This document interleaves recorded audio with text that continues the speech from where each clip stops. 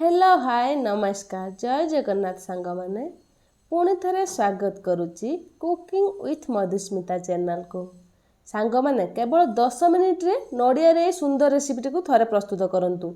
Rakshabandhan special बहुत सुंदर मिठा केवल गोटे जिनस नड़िया और चेनी रे एते सुंदर मिठा आपड़ केबे भी प्रस्तुत करें। चलतु स्टार्ट।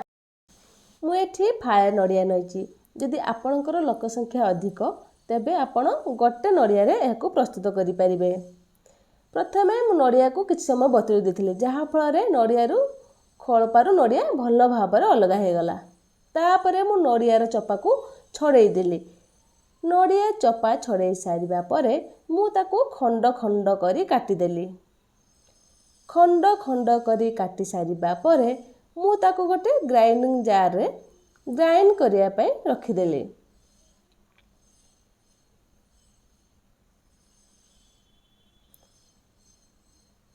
ग्राइंड हो सारा पर गैस रे गोटे छोट पैनटे बसई गैस रो आंच को मु मीडियम रखी तापर नड़िया करतक देदेली। अल्प आंचरे मु धीरे धीरे नड़िया को भाजिली। नड़िया को 2 मिनिट भाजवा पर मुझे किसी सीझा क्षीर देली। अल्प उषुम थी सीझा क्षीर देली। सीझा क्षीर को भल भाव गलैली।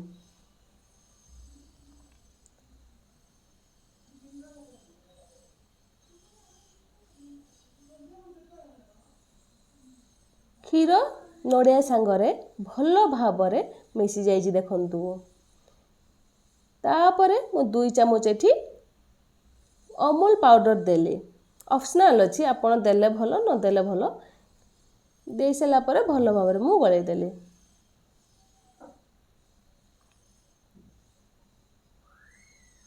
बस एबे सेथिरे मु 2 चामच सुगर ऐड कली। मुझे सुगर फ्री सुगर ऐड करछि। आपण नॉर्मल चीनी भी ऐड करि परिबे।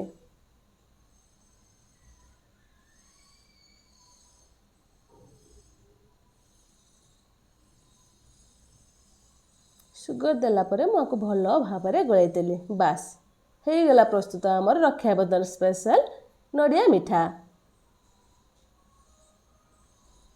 तापर यह गोटे थाली को काढ़ी नेली। थाली को काढ़ी सारिबा परे ताकू धीरे धीरे ठंडा हवा को देली।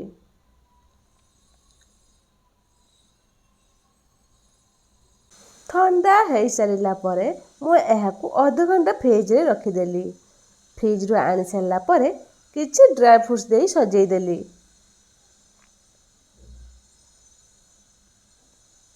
ड्राई फ्रूट दे सजे सारिबा पर एबे देखंतु मो नड़िया मिठा केबे प्रस्तुत हो गला। पूरा सॉफ्ट बहुत सुंदर है, बहुत टेस्टी भी है। थोड़े ट्राए करंतु। ट्रस्ट में बहुत बहुत बढ़िया है।